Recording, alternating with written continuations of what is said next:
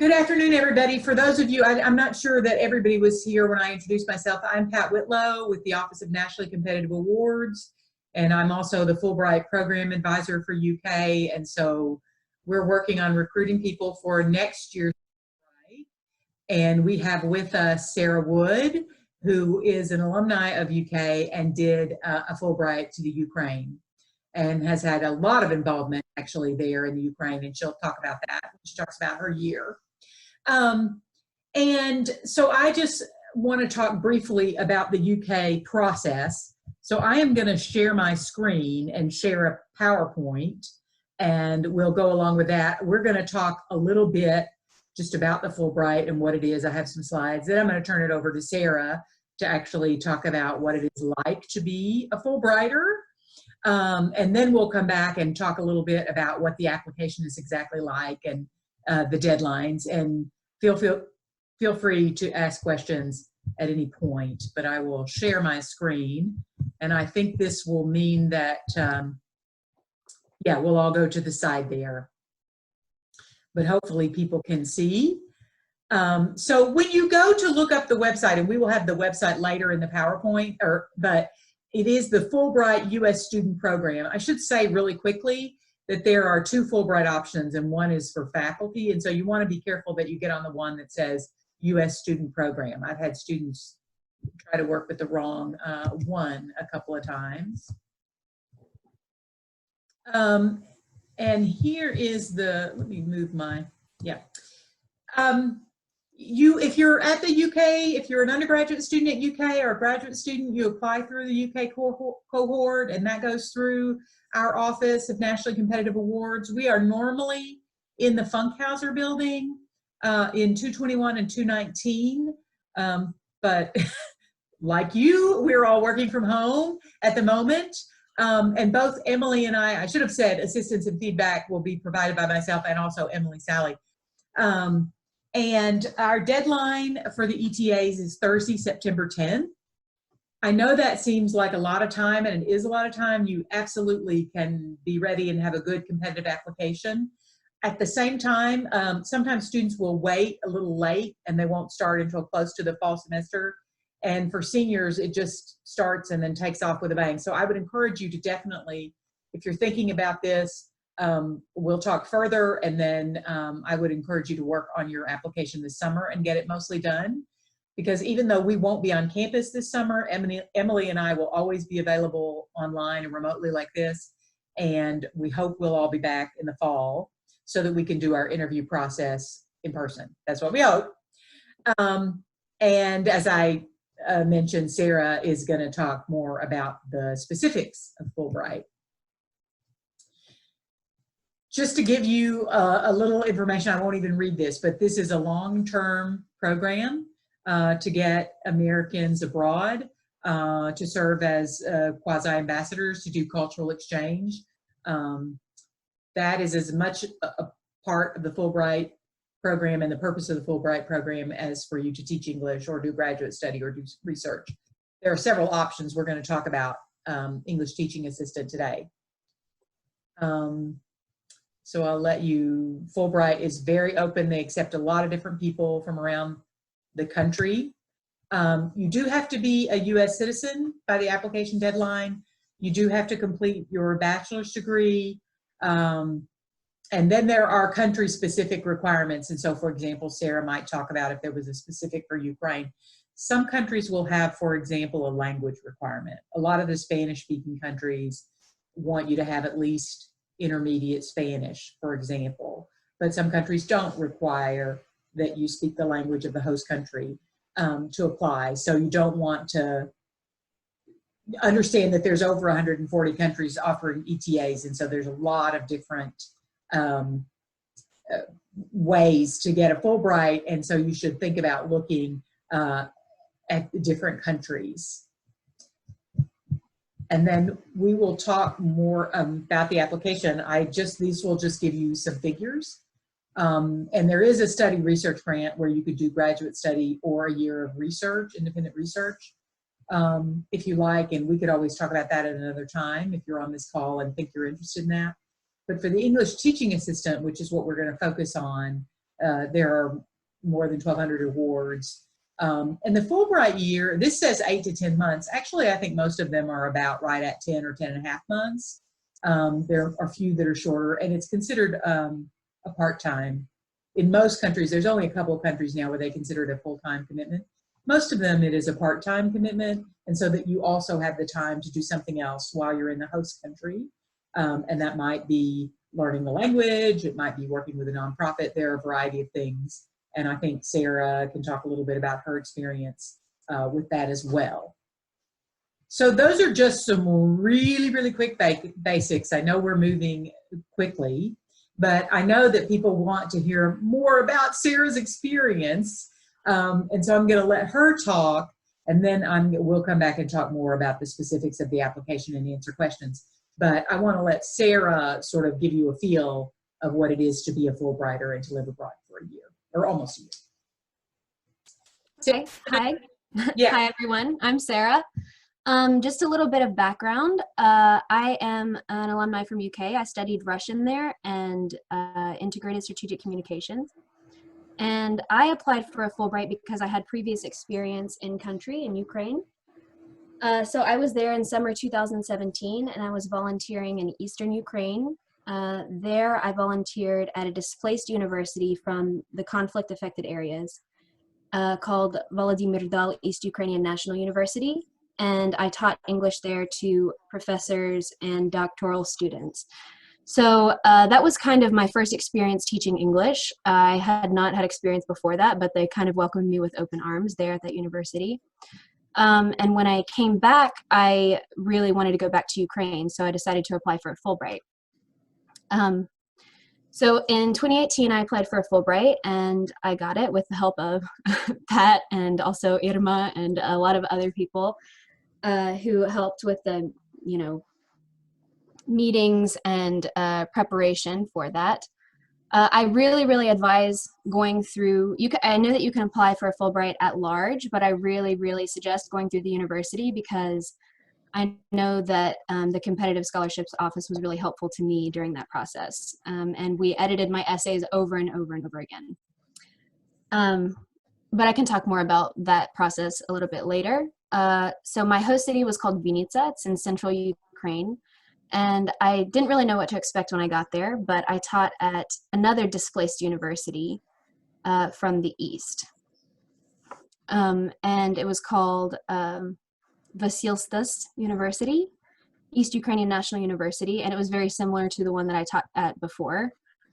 I taught college-level students English, and I know that the experiences really vary. So I was very, very busy teaching classes. They really kind of piled that on in the very beginning, and I was busy teaching a lot of the time. So I didn't really have time to do my secondary.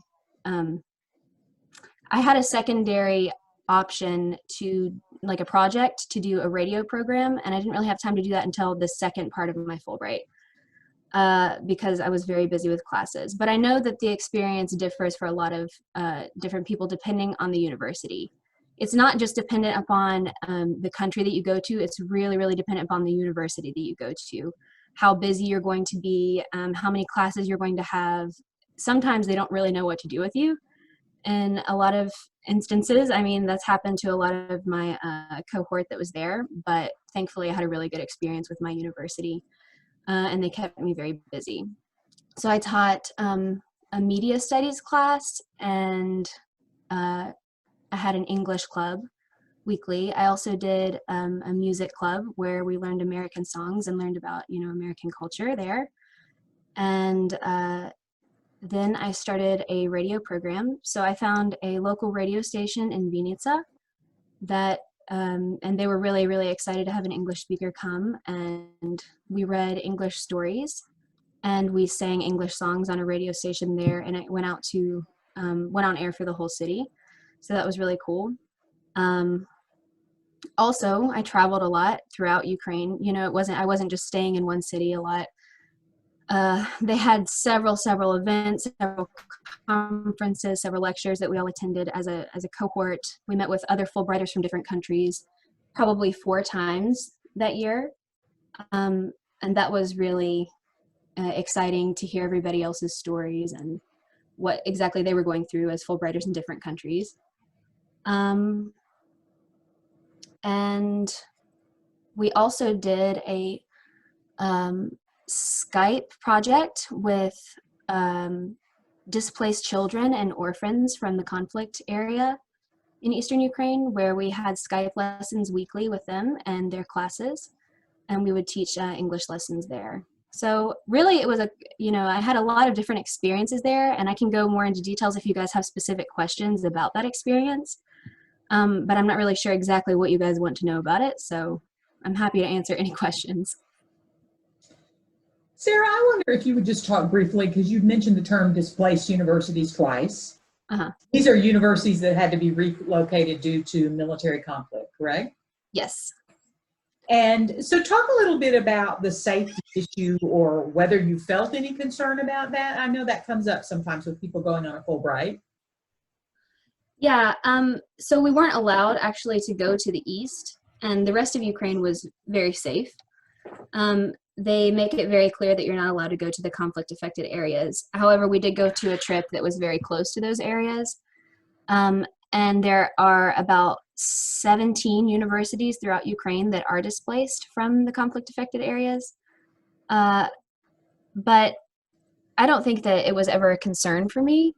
I felt very safe with Fulbright. They made it very clear that we were traveling in a safe place, and they always left it up to us whether or not we want to go, near those areas or not. And they actually gave us kind of a briefing in the beginning about the conflict that's happening in Ukraine right now.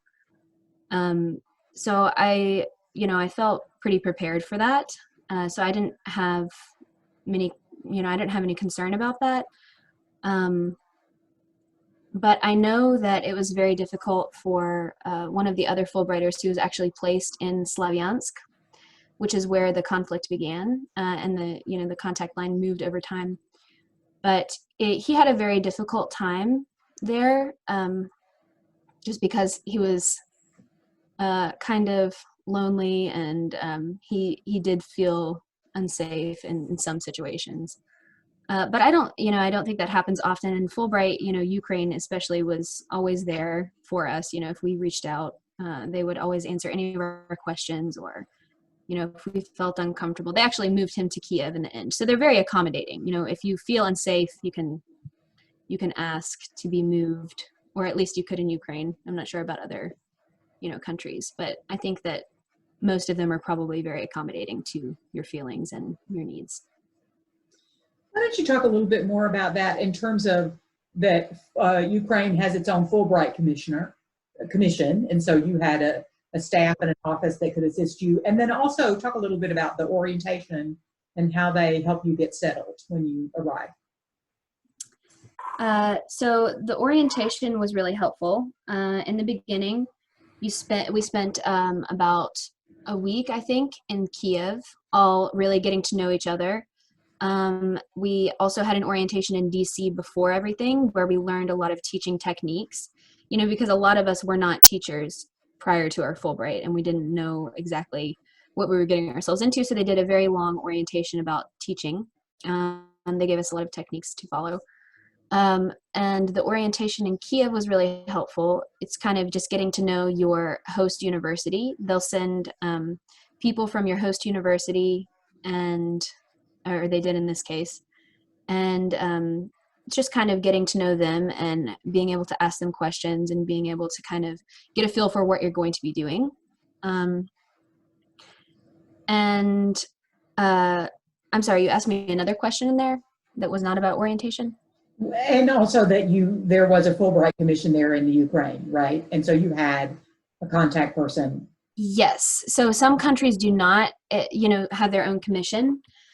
Ukraine did. I felt very lucky in that, because you can reach out to the Fulbright office there in your host country, and you can ask questions, and they're usually there for you, and they're very helpful. I did have a friend who was teaching in Serbia who did not have a Fulbright commission there, and she was having to go through the embassy. So some countries do that. I'm not really sure. I haven't had that experience, but I know that she had a difficult time with that. But Ukraine was really helpful having a commission there and having kind of a contact point along the way during that. And I guess I'll stop here just for a moment and say to any of the students or anyone on the call, if you have any questions now for Sarah. And it doesn't have to be about my experience also, you know, it can be about the process or the essays or anything like that as well. I have a question. Okay. So when you said that you go as a cohort, what exactly does that mean? Is that established before you leave and maintained once you're there? Or is that, what exactly does that mean? I guess is what I'm asking. Okay, so when I say cohort, ours was kind of like a cohort, but it's really just other people who have gotten the same country that you have gotten. So there will be other ETAs in your country depending on the country that you go to. So Ukraine had 6 this year. Smaller countries might have only 2. And I call it a cohort because we were close, but I know a lot of times, you know, you don't even have contact with the other ETAs. I suggest having contact with the other ETAs so you can share kind of issues that you might be having, or just, you know, have a support group. We had a group chat and we were all in different places throughout Ukraine, and we visited each other and we had meetings and we traveled to a lot of different places, and we helped each other a lot with our classes. So I know sometimes if we were visiting a different city that happened to be one of the cohort's host cities, we would teach in their classes as well. And you can have like group speakers and things like that. So that was really helpful to have kind of a support group there. But I know that not all countries have as many. And I wouldn't really call it a cohort. Cohort's kind of the wrong word. But just other ETAs that are there in country with you. And other Fulbrighters, you know, I mean, in Ukraine, we had 50 Fulbrighters this year. It wasn't all ETAs. We also had researchers there. So at the orientation, you'll meet that group of people. And that's kind of a cohort. One other thing I would mention too is Sarah talked about teaching at the university level, and it sounds like all of the ETAs in Ukraine did that. But that varies by country. And so it may be that the country you're thinking about, it may be that people are in a secondary school or even a primary school. So that can really vary. You can teach anywhere from very young kids all the way up through people in teacher training colleges or in universities. So it can range, which means your actual teaching experiences will range, because it sounds like you had sort of quite a bit of authority and autonomy, Sarah, in terms of having some subjects that you were teaching. Whereas if somebody who might be in a primary school setting with younger children, you would be most likely under the supervisor of a teacher, right? Well, you would be under the supervisor of a teacher, and you would be maybe doing very small English lessons and helping students learn the names for words, that sort of thing. Yes, absolutely. And there are actually some classes where I was co-teaching with a Ukrainian teacher. Their core classes, I was co-teaching with a Ukrainian teacher. And then I had an English club that was pretty autonomous, and I didn't have a co-teacher. And there are other classes that I taught by myself, but a lot of times they will put you with a co-teacher at first. And you can also ask, you know, if you feel uncomfortable teaching a class by yourself, you can probably ask. And a lot of times, or at least my university was very accommodating to that. And you can also watch, you know, how your host country is teaching, getting to know the culture, getting to know the teaching style, because it's, you know, very different in a lot of other countries, the teaching style and the learning style. So it's a good idea to research that and kind of watch and observe classes before just jumping into it, especially if you're going to a country where the culture is very different from, you know, American culture. Exactly. And also we did teach younger children as well. So we had the Fulbright Commission, the office there, sent us to different places, and we taught younger students at elementary schools and secondary schools also on trips. Okay. Excellent. I in the middle of your speaking, I actually changed the screen. I didn't mean to. I'm sorry. No, it's okay. These are just some of the things that people can read, and you can maybe ask questions about, or Sarah can comment. But this is how the award benefits work. And for example, you get a monthly stipend, which varies. It's generally pegged to the living cost of the country where you are. So it would vary. For example, Sarah's stipend in Ukraine wouldn't be the same as Ben Childress, who was doing an ETA in Taiwan, or somebody who was in the United Kingdom. Well, they don't have ETAs in the United Kingdom, but in other countries. So that ranges, but it's supposed to all sort of work out the same.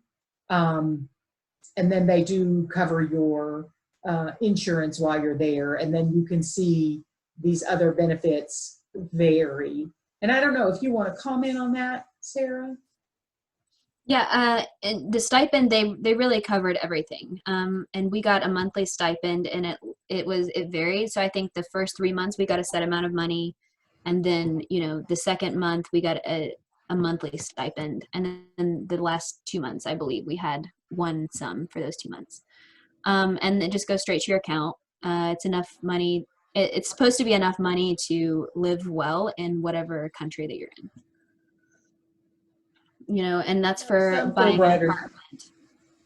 Some Fulbrighters can use it to travel, right? Did it help cover your travel when you were traveling in the country? Absolutely. It was enough for a nice apartment. It was enough to travel. It was enough for food. It was enough for everything. Groceries. I've always heard that from all of our Fulbrighters, that they've been pretty well taken care of in their host country. I do encourage Fulbrighters to take some funds with them, because it may take some time for you to get your first stipend check, and that can vary by country, because some countries, you have to establish a bank account in the country before you can get your first stipend check, and that oftentimes does it, in your case, Sarah, was it also a reimbursement of the airfare? No, they gave a full amount before we went, and we paid with that money for the airfare. Okay. But if you travel throughout, like if they have, an orientation or a lecture or something that they want you to go to, they will pay for the travel costs. So you don't really use the Fulbright money for that, at least in the case of Ukraine. They paid for every trip that we took. They paid for meals. They paid for everything. But that was with a Fulbright commission. Okay. So I just encourage people to have a little bit in the beginning, in case it takes a little while for you to get started with your. Yes.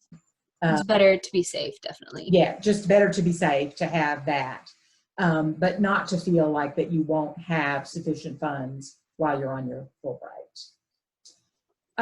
Then when you come back, there is a Fulbright association you can join. There's a Fulbright network. You can serve as an ambassador for the Fulbright program. We have some people do that. You do get some competitive hiring opportunity for the federal government for a period of time. So there are some very nice benefits for being a Fulbright. It's also, there's the prestige of it. Many students, come on and then go back to graduate school or professional school as well, if they're interested in the Fulbright. I know that Sarah is still connected to education in Ukraine. Do you want to talk about that at all, Sarah? Yeah, absolutely. But also, just to piggyback on what you were saying, you make a lot of really lasting connections. I still talk to all of my cohort, all of the ETAs in Ukraine.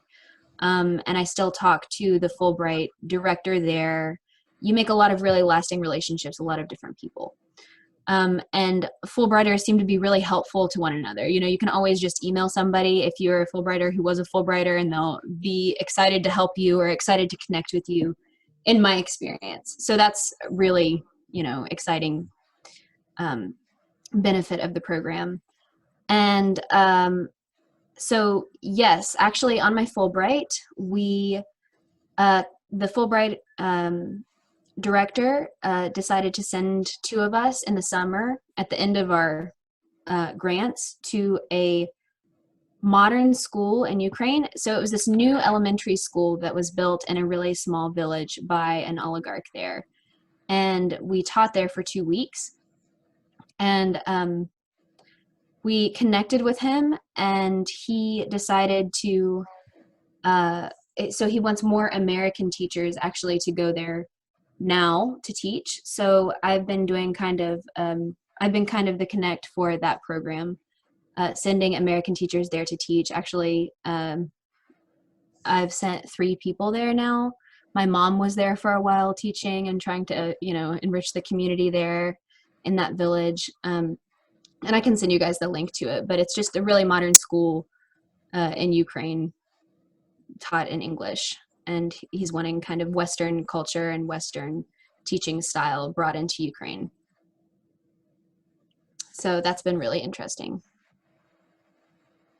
Are there any questions? I don't want people to feel like they can't speak up and ask questions. And if you have yourself muted, don't forget that you'll have to unmute yourself. I have a question. Oh, yes, please. I was just wondering, so obviously the different countries have varying levels of how much language you need to come in with, and it sounds like you definitely had a lot of language. So I was just wondering what your perspective on the difference it would be having a lot of language of that country, not having a lot of language. Do you think you would have struggled a lot?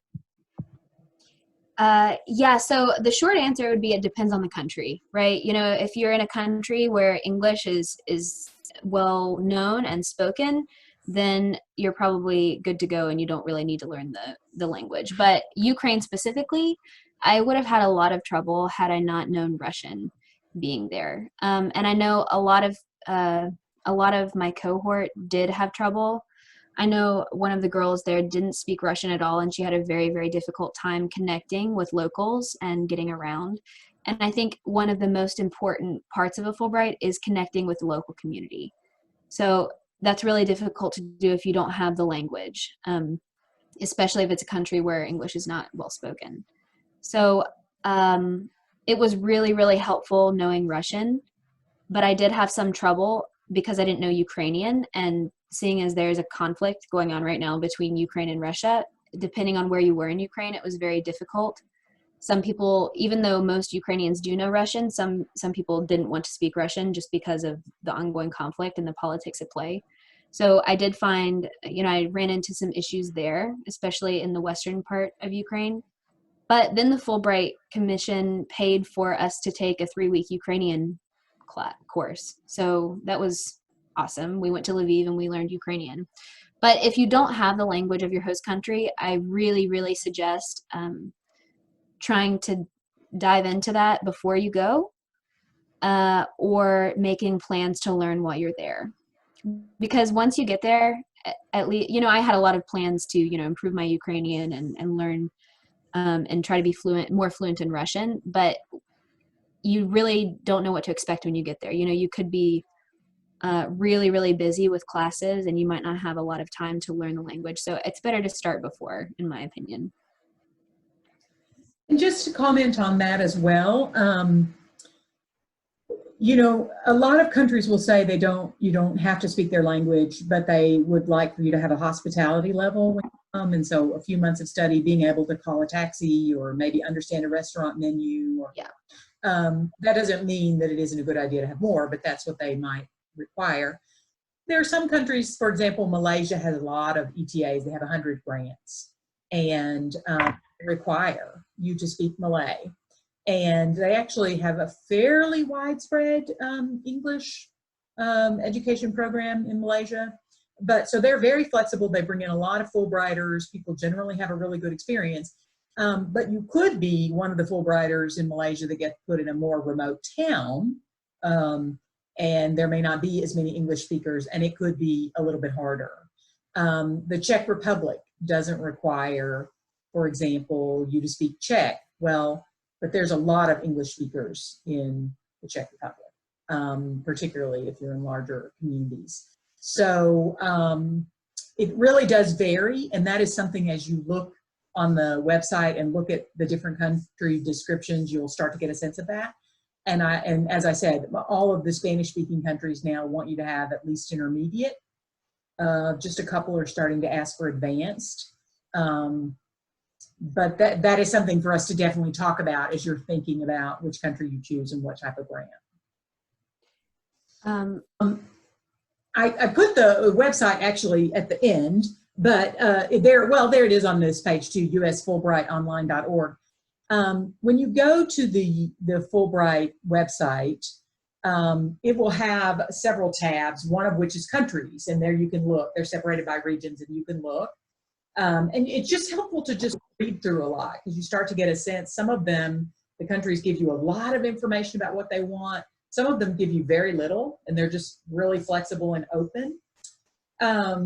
There's also a candidates tab or an applicants tab. It has a lot of information about exactly what's required for the application and how they suggest that you think about it. At the bottom of that tab is the online application, and I can't remember if it's Embark. I think it is. Is it Embark, Emily? Yeah. But anyway, it may be another online platform, but it's an online application like you've seen for other things. And you open up an account, and you can, the Fulbright application opened March 31st. So you can go and open up your own account and set up your own user ID and password, and then you just go back and forth. And you identify yourself as a UK student, and that means that when the time comes, you can actually share your application with me. So there will be some basic information online, kind of some resume information, personal data. And then the heart of the application is these two essays, the statement of grant purpose, which is where you talk about why you picked the country you did and what kind of skills you bring to teaching. And then a personal statement, which is really where you introduce yourself and talk about why you would be a good candidate to go on a Fulbright. So I'm going to let Sarah talk about this more, but I will just also say foreign language evaluation if needed. The 3 references, it is an online form. It's not a letter. And then we do a campus committee evaluation after your interview, and then you can use unofficial transcripts. And I will say briefly about those statements. One thing that's changed from, I think, when Sarah has applied, they ask you what alternate project you want to do or in your spare time. They ask you that in the application. So in the statement of grant purpose, you only have to address why did you choose Ukraine and what skills do you bring to teaching. Now, most of you are not planning to be teachers. Most Fulbrighters who go abroad to be an ETA are not planning to be teachers for their full career. So they don't have like pedagogy from the College of Education. You know, they didn't get a teaching degree. And that's fine. Fulbright doesn't expect that. What they do want you to be able to talk about is things that you've done that would be transferable skills. So that may be tutoring. That may be summer camp counselor. That may be a nanny. You know, so you have a lot of things that you've done, maybe coaching. You know, so students have lots of different experiences that they can talk about. And so now I'll say, Sarah, do you want to comment on that? Your statement of grant purpose was written a little differently because you had you had 3 requirements instead of just 2 major topics. Yeah. So actually, while I was doing these essays, it was kind of difficult for me to differentiate the 2 because they have so many things in common. You know, the personal statement is more about your background and why you. Why should you be involved in Fulbright? Why should you be picked as a Fulbrighter? What, you know, your life experience, like what have you done in your life that has led you to this point? You know, the statement of grant purpose is more about your plans and what you're going to do while you're there and kind of your experience in teaching, what makes you qualified to teach, or you know, qualified is the wrong word. What kind of experiences have you had in the past that lead you to believe that you would be good at being an English teaching assistant? So if any of you want help with that, or if you want to, you know, like talk about that, I'm happy. You can email me. I still have my statements of grant purpose and my personal statement. And I really, really suggest looking at some online examples of both of them. And I suggest getting feedback from Pat from the scholarship office, because I remember when I was writing my personal statement and my statement of grant purpose, I was sure that it would be fine. You know, I had a lot of things in my statement of grant purpose and personal statement that I, you know, was really excited about. And I remember going to the scholarship office and they were like, no, you have to edit this. Like, you have to change this. And I remember, you know, thinking like, why? I don't understand. But it was really, really helpful in the end. And I'm so happy that I did change it. So you know, make sure you get a lot of feedback. Go back a lot and say, you know, what can I do to make this better? And really edit. Also, I think we did a mock interview when I was applying, and that was very helpful, and I suggest doing that. So don't be afraid to ask for help from the scholarship office, and really edit over and over again, and start early, you know. I started very last minute on my statement of grant purpose and personal statement, and it, you know, it was very stressful. So I suggest starting early, editing, getting feedback from everyone that you can. But, you know, of course, don't overwhelm yourself. Don't send your essay to, you know, everybody and their brother, but, you know, people that you trust, and, you know, try to take everyone's opinion into consideration and edit a lot. And that is good advice. And we do encourage, you know, we will give advice. It's very, very hard to sort of write a draft of a Fulbright essay in one go and say, this is what I'm going to submit, you know, because it's hard to know exactly what a Fulbright reviewer is looking for. And so we can help you because we have enough experience now and we've seen enough of our students go that we have some idea. And I would also encourage you, people in their personal statements often want to just have an expansion of their resume. And we really try to say that maybe doesn't serve you as well as telling a story about something you've done and letting people learn from that, or picking out a piece of your experience and then really expanding on that.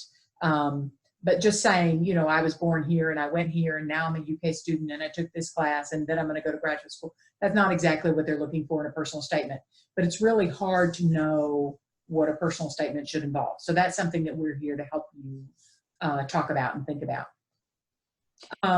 So it's not that the application is hard in terms of the various components. It's the writing and what you want to share of yourself and how you want to present yourself. That's what can be tougher. Yeah, definitely. Help you. And also remember, you only have a page to do all of this. So really every sentence that you write counts. You know, you want every sentence to be meaningful. You want every sentence to say something. And this is not just for Ukraine. This is for Fulbright in general. It's really about conveying how you're going to build a cultural bridge between these places, you know, between countries. And, you know, that's a very cliche statement. And almost, you know, I've seen a lot of people put that in their personal statements and statements of grant purpose, but really you want to tell a story about who you are, how you're going to build these cultural bridges, how you're going to build a bridge between these cultures, how you're going to, you know, immerse yourself in the local community, what experiences you've had that have led you to believe that you are able to do this, that you're capable, that you can, you know, connect with people, connect with cultures, connect with the local community. And it's definitely more, it's not what you've done. It's, you don't want to say like, I've done this. You want to explain how you've done something. You know, you don't want to say like, I taught English in Ukraine in the East. You want to tell a story about it. You want to, you know, convey how you did that. So don't tell, like show. Thank you. I would just mention here, these are some of the factors in selection, just so you're aware. And this is where you want to read the description of the country when they talk about what they want for an ETA. And they do say academic or professional record, but what they mean by that is just sort of what you accomplished as an undergraduate. The Fulbright is not as GPA sensitive as some other awards. So if you got a B or your GPA is not, you know, a 4.0 or a 3.9 or whatever, don't rule yourself out, because Fulbright is actually more flexible about that. They're really looking for a wide range of people to apply, and they're really looking people with a wide range of backgrounds and skill sets. So it is not all about the GPA. In fact, they put very, very little emphasis on that. So it is very, very important to read for the individual country.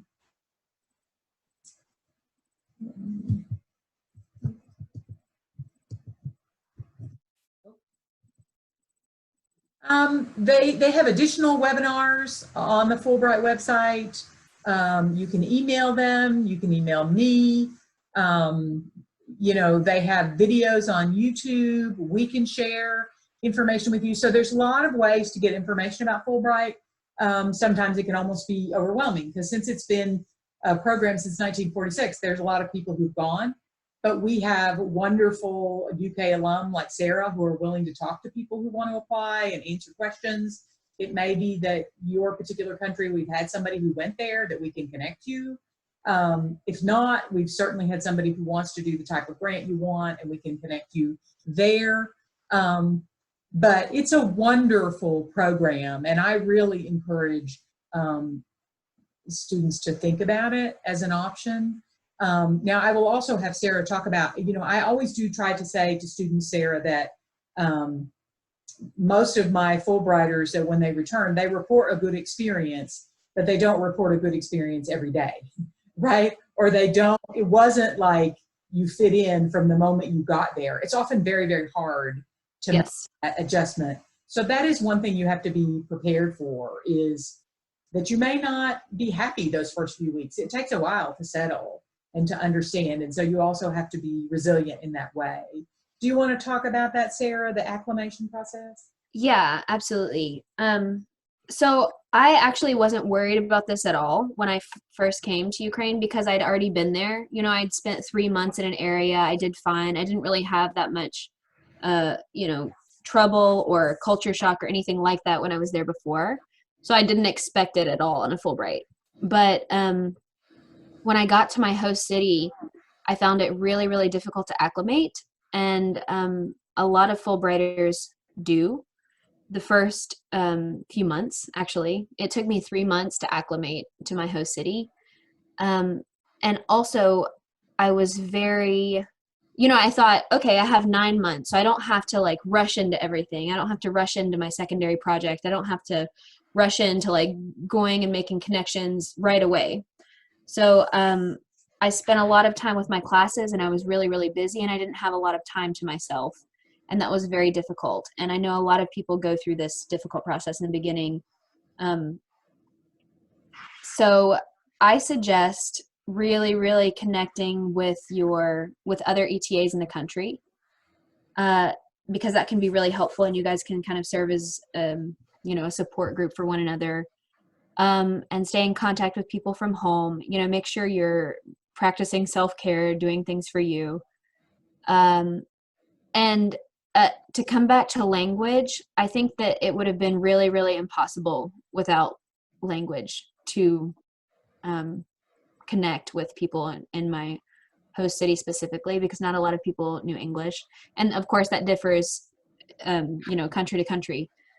But for me personally, I think that one of the goals of a Fulbrighter is really to connect with the local community and share your culture and really get to know every part of that community. So, I mean, if it's a person on the street or if it's like, you know, somebody that you meet in a restaurant, like, and you want to connect with them, it's really important to know the language. So I would suggest learning the language well and being prepared for that difficult experience in the beginning. And also diving into what you want to do right away. You know, if you have some plans before you get there, if you have a plan to do a secondary project, or if you have a plan to do, I don't know, a class while you're there, to learn a language, to do some sort of like hobby while you're there, dive into that right away. You know, as soon as you get there, you want to kind of set up a schedule for yourself, and you really want to, I'm sorry if you guys hear that laughing downstairs. But really dive into exactly what you want to do right away. And the sooner that you get a schedule, the sooner that you, you know, have some things that you're doing, you're staying busy, the sooner it will be that you can acclimate and, you know, really make the best of your grant. It was a wonderful experience for me. So, I mean, well, I'm saying, you know, it was very difficult in the beginning, but overall my Fulbright was one of the best experiences of my life. You know, I really made a lot of different connections. I learned so much more about Ukrainian culture, about people in Ukraine. I made so many Ukrainian friends, you know, really lifelong connections. And it's almost hard to put into words how strongly I feel about this, but it's a great experience, and I really, really, really suggest it. So Sarah brought back a cat, which I suspect is one of the more unusual things writers have brought home to the U.S. yes, absolutely, I did. So this was actually during this very difficult time. I was, very upset and sad and kind of down the first few months, but I found a cat in a dumpster, like under a dumpster in Ukraine, and she was very wounded. She was like starving to death, definitely gonna die. And I was like, oh my God, I have to take it, right? So also some good advice to follow that I didn't really think about while I was there is to put yourself in many different situations. I never thought that I would have to be speaking to a vet in Russian or like explaining like a cat wound in a vet's office or, buying cat medicine at a pharmacy or anything like that, but it really improved my language, and it was an interesting experience. So I suggest, getting out there and putting yourself in a lot of different experiences, and that can benefit your language and, you personally in a lot of ways. But anyways, so the cat was wounded. It was terrible. And then I brought her back to America. She's like 15 years old and she's my Ukrainian cat. What's her name? Scarlett. Very Scarlett. cute. Yeah. After Scarlett O'Hara, She is one lucky cat, let me tell you. Yeah. We wanted to point out that you can follow our office in a variety of ways, Instagram, Twitter, Facebook, just because we post other awards as well and deadlines, and that's just a way to connect with us. So you might consider that for those of you who are not sure about a Fulbright yet, but you might be thinking about other things. We'll be posting a variety of things. Oh, okay, I thought we had another page with the website. But the Fulbright is a truly wonderful award, and we love to work with it. And a lot of our Fulbrighters do say what Sarah said, it can be tough in the beginning, but they wouldn't take anything for it. And usually what happens is they don't want to come back at the end of the year. It's really hard to absolutely. made such wonderful connection. Yeah. It becomes a home, it's your home. I should mention briefly the situation that we're currently all in, that we're doing this remotely with COVID-19. Sarah actually got to have her full Fulbright experience because she went fall of 18 and spring of 2019. But our Fulbrighters who were there now, who went, fall of 2019 and spring of 2020, or who were starting the grant in the beginning of 2020, as there are some, they have all had to come back to the U.S. because with COVID-19, the Fulbright program had to pull Fulbrighters back. And so that's unfortunate because people's grants got disrupted halfway through or 3/4 of the way through for some of them. But that's been very difficult. But the Fulbright process is continuing on because we're recruiting now. You would be applying this fall for the 2021-22 cycle. It's really hard for me to even think that far ahead. But Right. the applications are a year in advance of when you would actually go. So even if you're very concerned about traveling with COVID-19, as we all would be, as we would be for you, you need to think this is going to be a long way out. So just because you're applying in the fall, even if you get the Fulbright, you wouldn't be leaving for a year, right? So the likelihood is things will be different, very different at that time.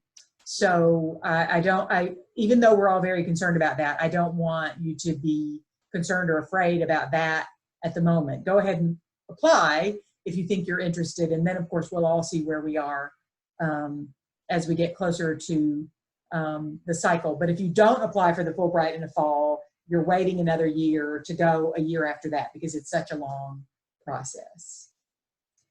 Now, any other questions for Sarah, for me, that people have?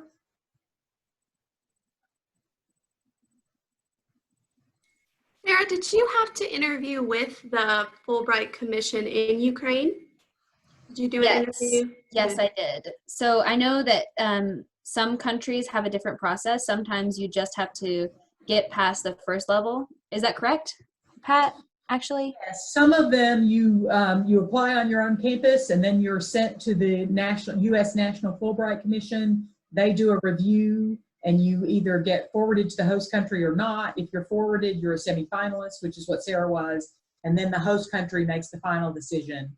And in order to do that, some of them do short interviews, right, Sarah? 15, 20 minutes, something like that? Yes. I did have a short interview, but I know that not all countries do the interview process. They just Correct. might look at your personal statement and statement of grant purpose and your application in general and say like, oh, we want you or we don't. So it's really important while you're doing your application to remember that you're not only remember your audience. You know, you're not only speaking to the US portion of this, you're also speaking to your host country portion of this. So you really have to take both perspectives into consideration, and sometimes they're conflicting.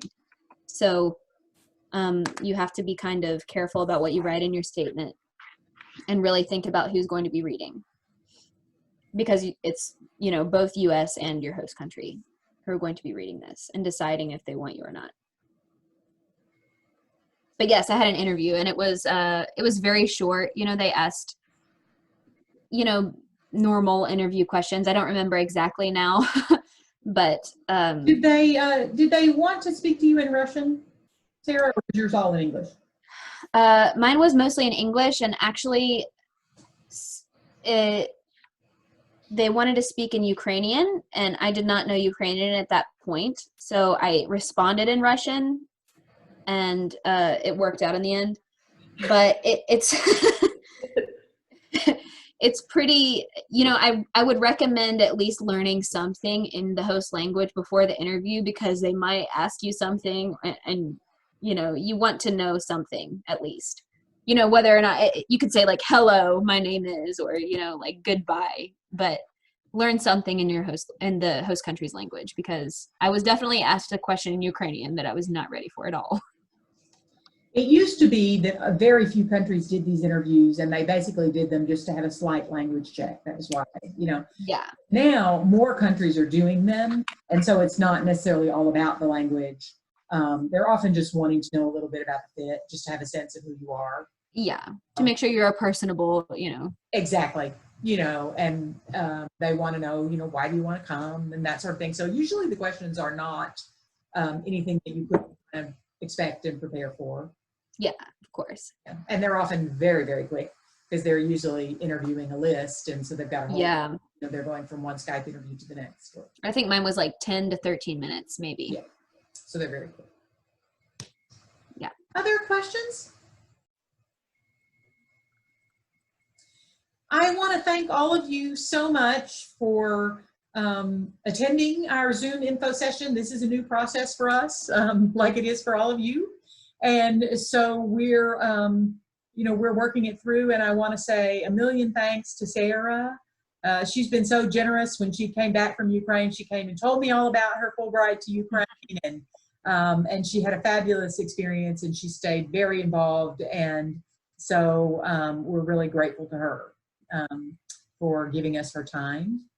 And also, I want to say to any students, you feel free to make an appointment or a follow-up appointment with Emily or I to talk about the Fulbright, and also to talk with other friends that you think might be interested, because the Fulbright is a really, really wonderful opportunity, and we would love to see more UK students applying for that.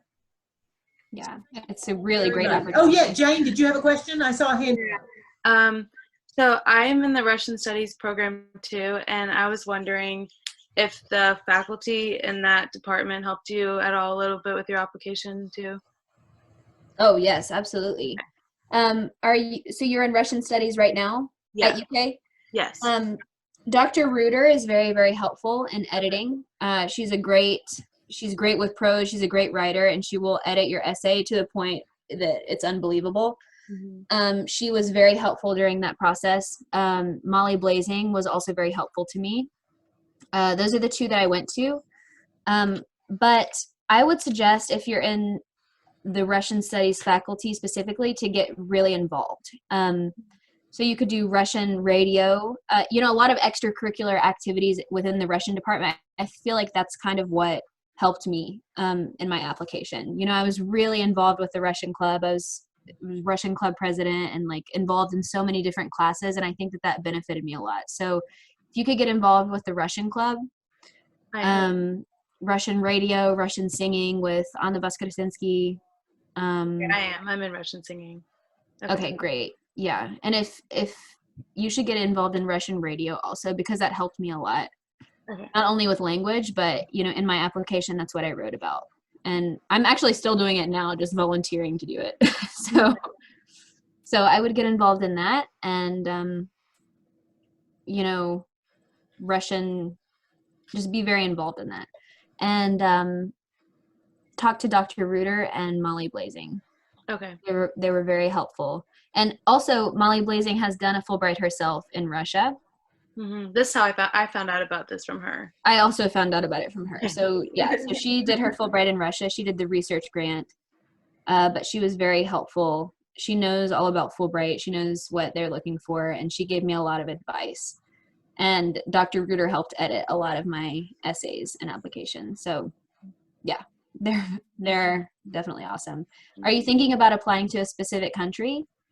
I'm a freshman right now, so I haven't given it that much thought, but I'm obviously thinking Russia.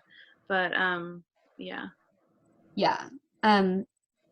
So it's like 4 years away or 3 years away for you, but I would try to consider other Russian speaking countries also, because I was stuck between Russia and Ukraine. But so many people apply for Russia that it's oftentimes really difficult to get in. And I talked to a lot of the Russian ETAs, and they said that they have had some trouble because of U.S.-Russia relations and, like strictness of Russian universities and things like that. But just keep your options open, think about other Russian-speaking countries, do some research about that, do some research on, I know that another Fulbrighter my year went to Azerbaijan, which is also a Russian-speaking country. I went to Ukraine. So, just keep your options open. Thank you. It doesn't have to be Russia. Thank you all. It was wonderful to have you participate this afternoon. Sarah, it was wonderful to see you again and hear you. Oh, thank you so much. Thank you. Yeah, thank you so much for inviting me. It was nice to meet you guys, and I hope that it was helpful. And please feel free to shoot me an email also. You can get my email from Pat if you guys have any questions or anything. Thank you. Thank you. Thank you, everyone. Thank you so Enjoy much. your evening. Thank you so much. Bye. I'll have to figure